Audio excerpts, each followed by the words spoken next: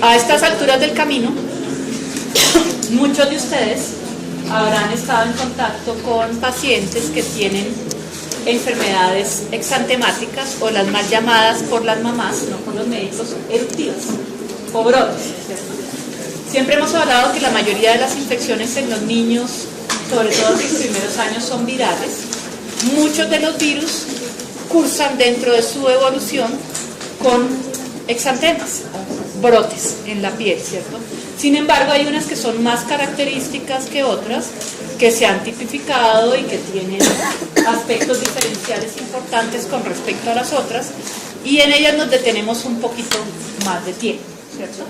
Vamos a hablar de algunas de las enfermedades exantemáticas, la mayoría de las que van a ver ustedes en algún momento, porque hay otras que ya no tendrán la opción de ver porque ya se han erradicado o porque el cubrimiento a través de las vacunas pues hace que no las veamos con tanta frecuencia. Pero entonces vamos a hacer unos lineamientos muy puntuales, Paula. ¿Johan? Sí, señor. Muy bien, así se responde. Señora. Muy bien.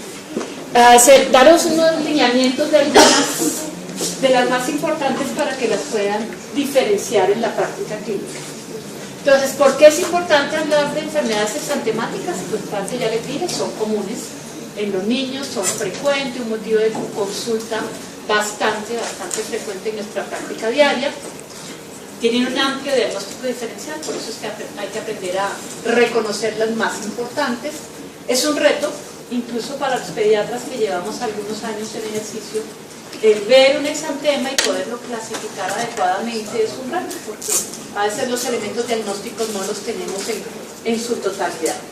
Y realmente el diagnóstico es clínico, ¿cierto? Por eso es que hay que aprender a diferenciar, porque se basa en la forma en que aparece el exantema, en la distribución, en el tamaño de las lesiones, en los síntomas y signos asociados, como presencia de fiebre, síntomas gripales, adenopatías, pérdida de apetito, etc.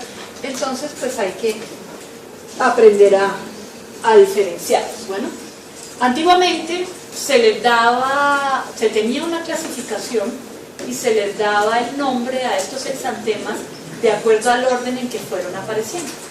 Entonces, la primera de todas estas enfermedades exantemáticas que se describió plenamente fue el sarampión y se llamaba la primera enfermedad, pero fueron haciéndose descripciones de otras. La segunda es la escarlatina, que no es viral, sino bacteriana, producida por estreptococo beta hemolítico del grupo A.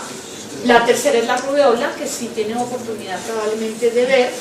La cuarta se llamaba, porque ya no existe, la enfermedad de Filatoides, que era un exantema escarlatiniforme, pero de origen viral, no bacteriano como la escarlatina.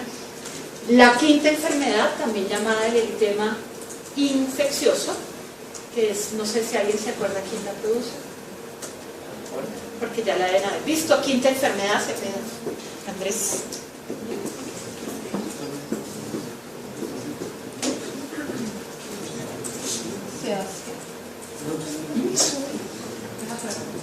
La quinta enfermedad la produce un parvo, el parvovirus B19. Y la sexta enfermedad, que creo que ya todos ustedes deben haber visto algún caso, se llama exantema súbito o roseola infantum o infantil. Y digo que la deben haber visto porque la roseola no tiene vacuna, ¿sí? Por eso es que es muy frecuente que la veamos todavía.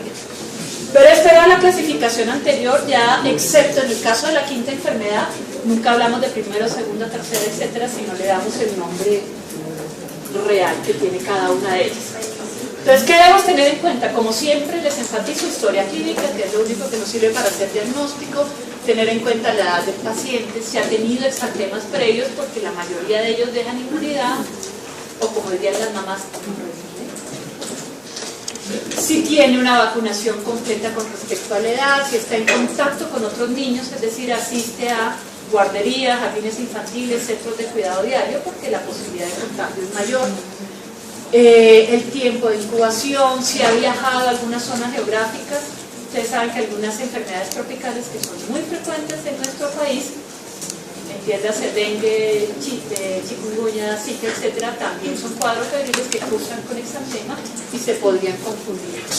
Y exposición a animales o a medicamentos, porque así no lo crean, pues uno hace duda si lo que tiene el paciente es varicela o tiene un prurigo o es una reacción alérgica al consumo de algún medicamento o algún alimento. Muy bien. De acuerdo al tipo de lesión, esto es pura semiología de quinto semestre, ¿no? Me enseñó los libros. Muy bien. Pueden ser máculas, pápulas, pústulas, vesículas, abones, ampollas, petequias, equimosis. Rodrigo, ¿qué es una mácula? Una lesión plana, una mácula. Una lesión plana. ¿Y qué es una pápula?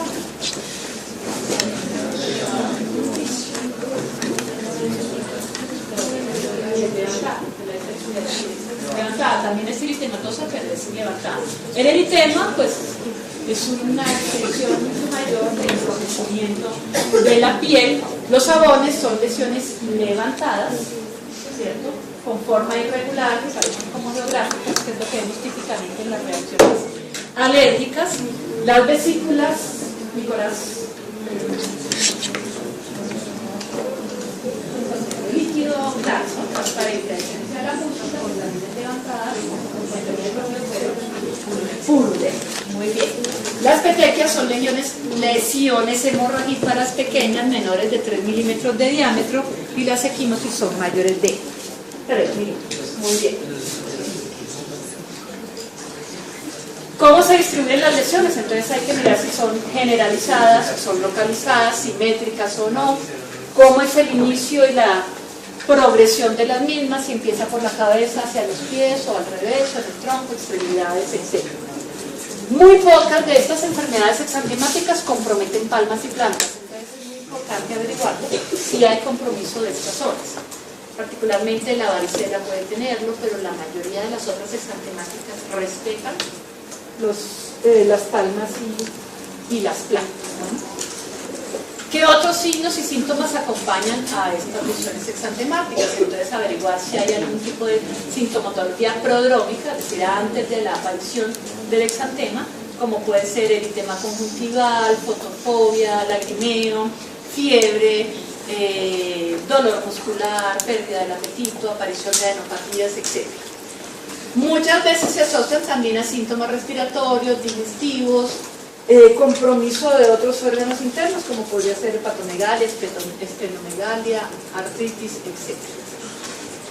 Para efectos prácticos, las clasificamos dependiendo del tipo de lesiones predominantes.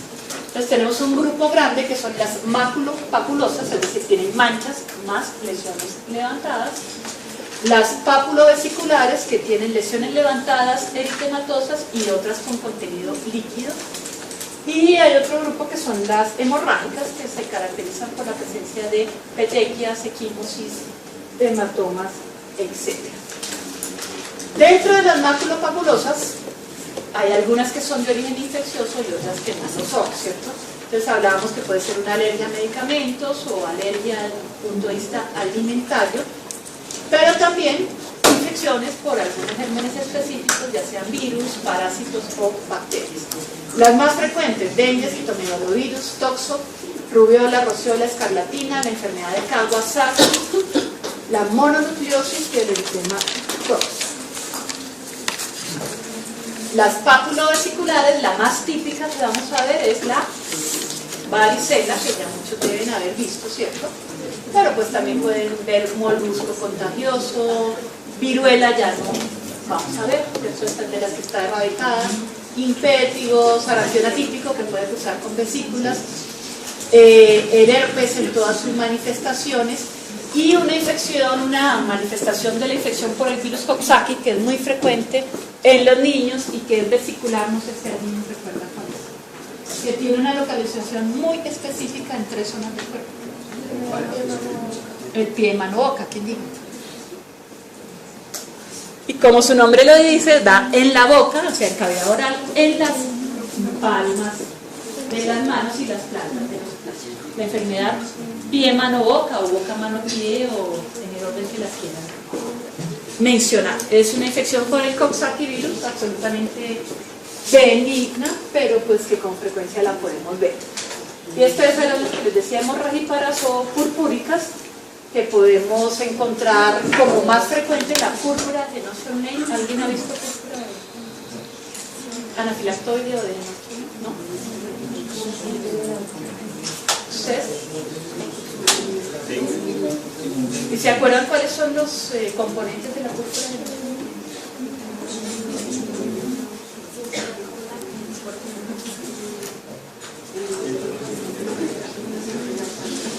Tiene compromiso en todo el organismo, digámoslo así, porque es una vasculitis de pequeños y medianos vasos, mediada por IgA, pero predominantemente compromete 4 órganos que son riñón, articulaciones, gastrointestinal y piel. Y las lesiones de piel son estas que ven aquí, que son lesiones purpúricas. ¿Se acuerdan que es una púrpura? Semiológicamente.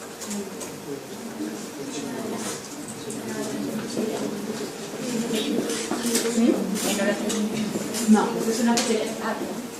Son mayores a 3 milímetros, pero ¿y qué otro componente tiene? Son levantadas con respecto a las lesiones hemorrágicas levantadas mayores de 3 milímetros, usualmente menores de 1 centímetro. Y en el caso de la púrpura de Nostril, predominantemente se encuentran en miembros inferiores. Por eso se llaman lesiones en pantalón, que son de la cintura hacia abajo, y casi siempre en la parte posterior de las extremidades inferiores. Pero aparte de esto, pues tienen componente articular, renal, digestivo, etc. Veremos más adelante. También dentro de estas exantemáticas desde el punto de vista hemorrágico o purpúrico están las lesiones de la meningococcemia, que ya les hablaron en el caso anterior. Dengue, trombocitopenia, etc. Muy bien, entonces vamos a plantear unos casos clínicos para que ustedes desarrollen. Y este va para César, que está hoy muy concentrado ahí detrás de su computador. Chechi, por si no es Paternina. Bueno, Paternina también puede colaborar. Paciente de 2 años con cuadro de 4 días de evolución de tos, muy frecuente, rinorrea, inyección conjuntival. La madre le ha cuantificado la temperatura, es de 38 grados, la tos aumenta progresivamente y comienzan a aparecer lesiones a nivel de piel en región retroauricular que no son pruriginosas. Pero el paciente cada vez está más comprometido, decaído, no quiere comer, perdió el apetito. Ustedes lo ven y está en regulares condiciones generales, febril, taquicárdico, y tiene un exantema maculopapular a nivel de cabeza, cuello y tronco, y empieza a tener una descamación muy fina, como hay en esa foto. ¿Qué se les ocurre? Los Césares. Entonces yo les decía que hay muchos virus que no son las exantemáticas tradicionales que pueden cursar con exantemas. Estamos en epidemia respiratoria, en infección por adenovirus y con frecuencia lo van a ver. Pero esta digamos que es una de las clásicas y tiene unos componentes en el interrogatorio de la diapositiva anterior que de pronto les pueden ayudar. Y él tiene mucho compromiso de su estado general, no come, está cada vez más decaído y tiene conjuntivitis pero sin infección.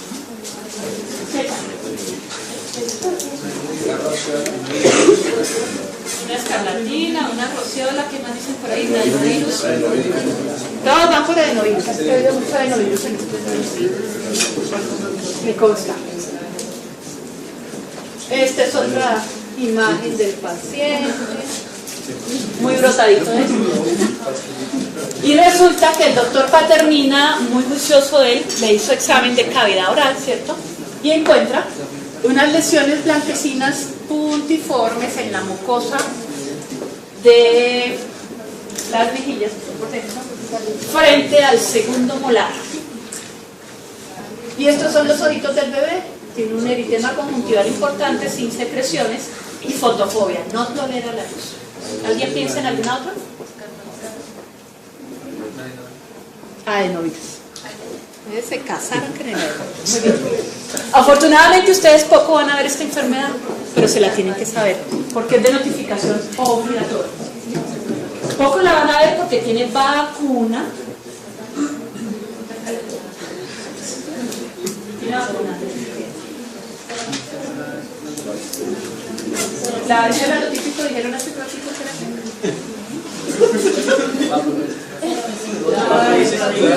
que era vesiculosa. Muy bien, esto se llama, ya les voy a decir porque no vieron. Nadie lo sospechó ni remotamente.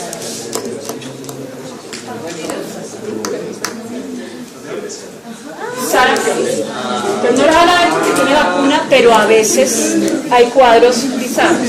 Entonces, claves para hacer el diagnóstico. Uno, el compromiso tan importante del estado general. Conjuntivitis, previo a la aparición del exantema, ¿cierto? Es típico. La fotofobia, que es severa, también es típico del sarampión. Y la temperatura suele ser muy baja al comienzo, pero va subiendo en forma escalonada a lo largo de los días, ¿no? Si el paciente está muy comprometido, lo más importante es que el niño no come, está decaído, ¿sí? Entonces son como claves para el diagnóstico. Entonces rápidamente es un paramyxovirus de la familia Morbillidae, es un virus RNA, el hombre es el único reservorio, se transmite o por contacto directo o por tracto respiratorio, cuando el niño tose, escupe, estornuda, etc. En los países que tienen estaciones, pues tiene un franco patrón estacional. Su incubación dura de 8 a 12 días y contagia desde antes de aparecer el exantema hasta 4 días después de la aparición del mismo. Muy bien. Los prodromos son lo que tuvo este niño: fiebre, tos, conjuntivitis, la inyección conjuntival, y la clave diagnóstica son las manchas de Koplik, que son esos punticos blancos que les mostré en la mucosa yugal frente al segundo molar, generalmente los inferiores, que es como si cogieran un tapete rojo o una servilleta roja y un salero, lo ríen encima de la servilleta, entonces es el aspecto que ven, un fondo rojo con unos punticos blancos por encima. La mayoría de estas enfermedades exantemáticas tienen un componente a nivel de mucosas que se llama enantema, porque es adentro. Exantema es por fuera, enantema es adentro. El enantema del sarampión son las manchas de Koplik, que es patognomónico del sarampión. Bueno, acá se ven con mayor claridad los puntitos blancos en la mucosa muy roja, el exantema micropapular, confluente en todo el cuerpo. ¿Sí? Hay fiebre en el pico máximo del exantema, ¿cierto? El paciente, lo típico es eso, está muy malito, muy comprometido, muy decaído, no quiere comer, se deshidrata y por eso hay que hospitalizar. Aquí hay otras fotos, confluyen las lesioncitas, se van pegando unas con otras hasta que se ve como un manchón inicialmente eritematoso, pero va cambiando de color. Estas lesiones a los pocos días se vuelven parduzcas, cafés y finalmente descaman. Entonces, estas enfermedades exantemáticas tienen varias fases. La primera fase se llama de incubación, que es mientras está incubando, pero no hay ninguna manifestación clínica. La segunda es la prodrómica, que usualmente es fiebre, conjuntivitis, tos, malestar general. La tercera es la exantemática, que es cuando hay el brote como tal. Y la cuarta es la fase de resolución, que en algunos casos se llama descamativa porque hay descamación. En el caso del sarampión o de la varicela, hay descamación al final, pero eso son, la última fase es la descamativa. Bueno, generalmente las lesiones empiezan en zona retroauricular y aquí atrás en el borde de implantación del cabello, pero se distribuyen en todo el organismo. Miren el aspecto de este bebé, está brotado, pero con un aspecto de niño enfermito, ¿sí? Lo que no sucede a veces en el adenovirus, que el estado general generalmente es un poco mejor. Signos clásicos ya los vimos, esto se los va a pasar rápido.